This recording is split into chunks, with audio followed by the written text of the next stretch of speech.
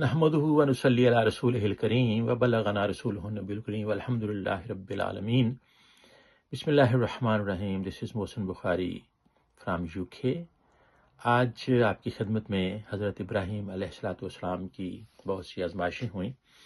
ان میں سے ایک قرآن پاک کی روح سے ایک تذکرہ حضرت ابراہیم علیہ السلام کا نمرود کے ساتھ جو مکالمہ ہوا وہ اللہ تعالیٰ نے سورۃ بقرہ آیت نمبر 258 میں بیان کیا ہے.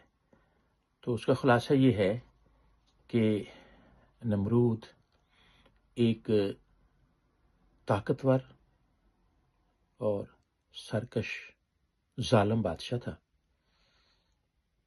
تو بتوں کی پوجا کرتا تھا، شرک میں مبتلا تھا. حضرت ابراہیم علیہ السلام نے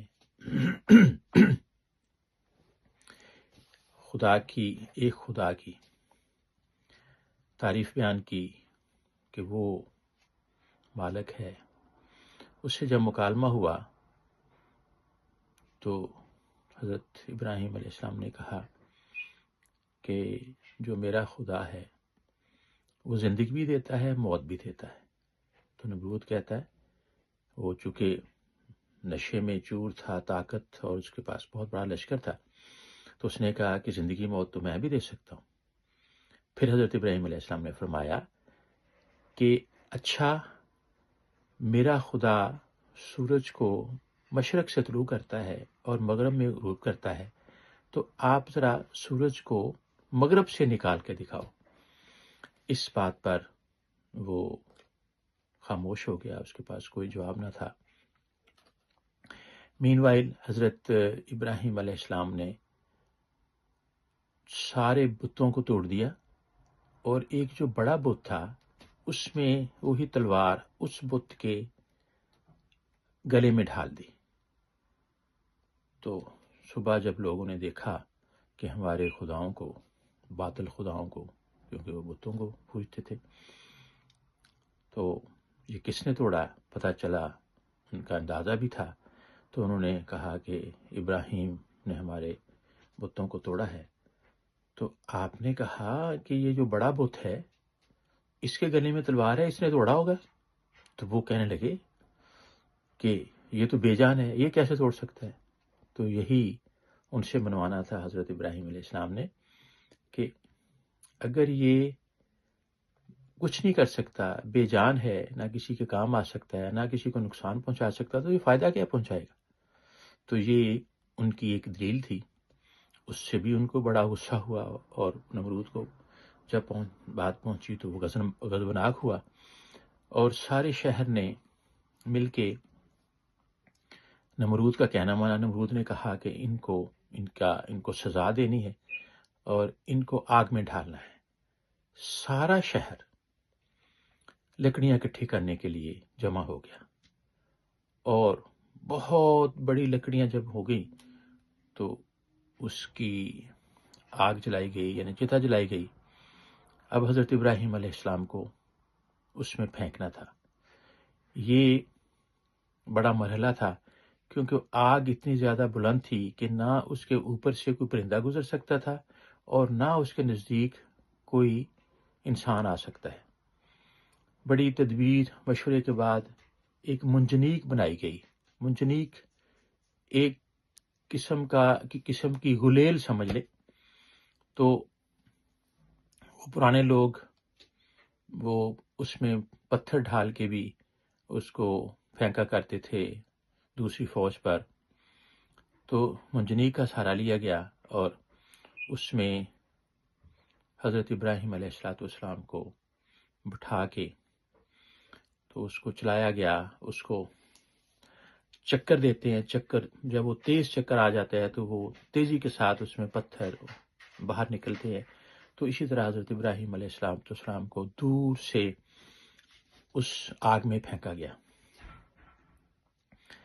حضرت ابراہیم علیہ السلام جب منجنیق میں وہ چکر کاٹ رہے تھے تو اسی دوران حضرت جبرائیل علیہ السلام، روایات میں آتا ہے کہ حضرت جبرائیل علیہ السلام تشریف لائے اور آپ سے کہا کہ میں آپ کو بچا لوں؟ تو خلیل اللہ تھے، انہوں نے کہا کہ تو اپنی مرضی سے آیا ہے کہ اللہ کے حکم سے؟ اس نے کہا نہیں، میں اپنی مرضی سے آیا ہوں۔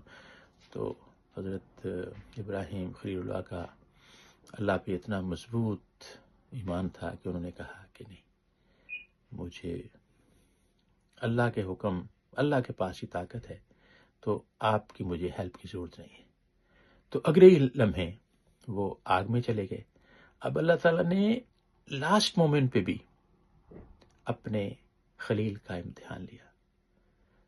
تو پھر جب دیکھا کہ میرا خلیل تو مستقل مزاج ہے، مضبوط ارادے کا مالک ہے، اور اس کے عزم میں ذرا بھی کمی نہیں ہوئی کہ میں ایک ہوں اور میں قادر مطلق ہوں، تو پھر اللہ نے آگ کو حکم دیا۔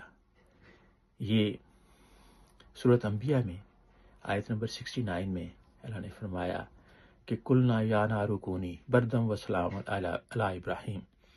ترجمہ اس کا یہ ہے کہ اے آگ ٹھنڈی ہو جا، گل و گلزار بن جا حضرت ابراہیم پر، اور ایسے ہو جا کہ ان کو کوئی پرابلم بھی نہ ہو، اتنی بھی ٹھنڈی نہ ہو جانا۔ یعنی قلنا یا نار کونی بردم و سلام علی ابراہیم، کہ آگ تو ٹھنڈی ہو جا اور سلامتی بن جا حضرت ابراہیم کے لیے۔ سبحان اللہ۔ جب پھر اللہ تعالیٰ اپنی پاور دکھاتے ہیں تو وہ پھر ایسے کرتے ہیں کہ کوئی بادشاہ، کوئی بھی باطل طاقت اللہ کے مقابلے میں آئے تو وہ پاش پاش ہو جاتی ہے۔ اس طرح ہوا جب آگ بجھائی گئی اور دیکھا کہ حضرت ابراہیم علیہ السلام اللہ کے حکم سے وہاں موجود ہیں اور بڑے سکون میں ہیں، چونکہ اللہ نے ان کو بچا لیا تھا۔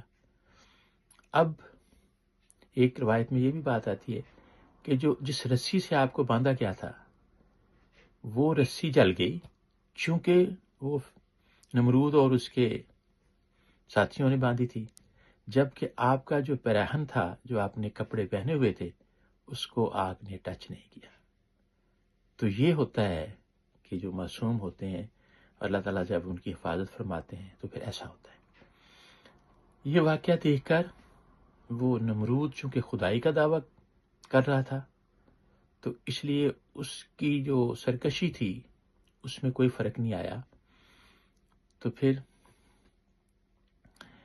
جو لوگوں نے دیکھا یہ سارا واقعہ، اس میں حضرت علامہ اقبال نے اس کو تصور کی نظر سے دیکھا اور اس پہ یہ شعر کہا کہ بے خطر کود پڑا آتش نمرود میں عشق، عقل ہے محو تماشائے لب بام ابھی۔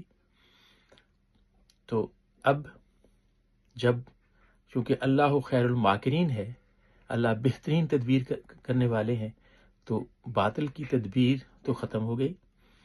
اب اللہ پاک نے ایک ادنا مچھر بادشاہ جو کہ سرکشی اور غرور میں بہت آگے تھا، اس کے ناک میں داخل کر دیا اور وہ مچھر دماغ تک پہنچ گیا، اس کو شدید درد ہونے لگی۔